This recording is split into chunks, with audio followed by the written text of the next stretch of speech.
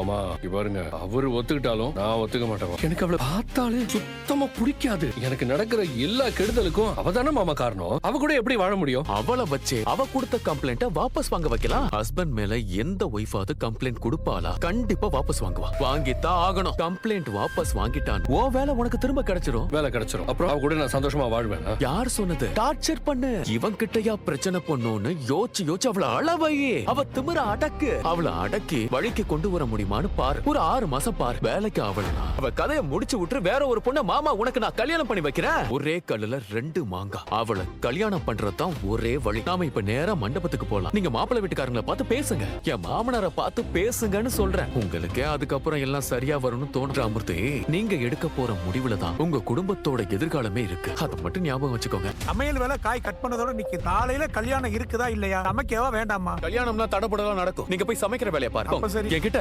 ராமூர்த்தின்னு ஒருத்தர் வேலை பாக்குறாருல, அவரோட பொண்ணுதான். பொண்ணு வீட்ல பேசியாச்சா? அவங்க ஒத்துக்கிட்டாங்களா மாப்பிள்ள? பொண்ணோட அப்பா கிட்ட பேசிட்டேன். அவர் ஓகே சொல்லிட்டாரு. பொண்ணு நல்ல பொண்ணா? சுரேஷ் அந்த பொண்ண பலமுறை பார்த்திருக்கான். சுரேஷுக்கு தெரிஞ்ச பொண்ணுதான். நம்ம எல்லாருக்கும் கூட தெரிஞ்ச பொண்ணுதான். இங்க நடந்துட்டு இருக்கிற பிரச்சனைக்கு மூல காரணமே அந்த பொண்ணுதான். அவதான் இங்க நடக்கிற எல்லா பிரச்சனைக்கும் முடிவு பண்ண போறா. சுரேஷ பார்த்து எந்த பொண்ணு எஸ்பி கிட்ட கம்ப்ளைண்ட் கொடுத்தாலோ, சுரேஷுக்கு வேலை போறதுக்கு எந்த பொண்ணு காரணமா இருந்தாலோ அந்த பொண்ணை தான் சுரேஷுக்கு நான் பாத்துருக்கேன். நம்ம சுரேஷுக்கும் இந்த குடும்பத்துக்கும் ஏத்த பொண்ணு. அந்த பொண்ணு ஒத்துக்குச்சா? நான் பாத்திருக்க பொண்ணு அவங்க அப்பா பேச்ச கேக்கும். நான் அவங்க அப்பா கிட்ட சொன்னேன். அவங்க அப்பா அந்த பொண்ணு கிட்ட சொல்லிட்டாரு. அதனால அந்த பொண்ணு ஒத்துக்குச்சு. இல்லையே, அன்னைக்கு நம்ம வீட்டுக்கு வந்தப்போ அவங்க அப்பா சொல்லியும் மன்னிப்பு கேட்க மாட்டேன்னு சொன்னாலே. அந்த பொண்ணு வீட்டுக்கு ஓகேனா பண்ணிடலாம் மாப்ள. கல்யாணம் ஆன பிறகு அந்த பொண்ணு நம்ம கேஸ வாபஸ் வாங்கிடுவா. சுரேஷுக்கு வேலை கிடைச்சிடும். அவனும் சந்தோஷமா இருப்பான். கல்யாணத்துக்கு கல்யாணமும் ஆச்சு, வேலைக்கு வேலையும் ஆச்சு. ஒரே கல்லுல 2 மாங்கா. சுரேஷ், உனக்கு ஓகேவா? எனக்கு சம்மதம். பொண்ணோட அப்பாவை கூட்டிட்டு வந்திருக்கேன்.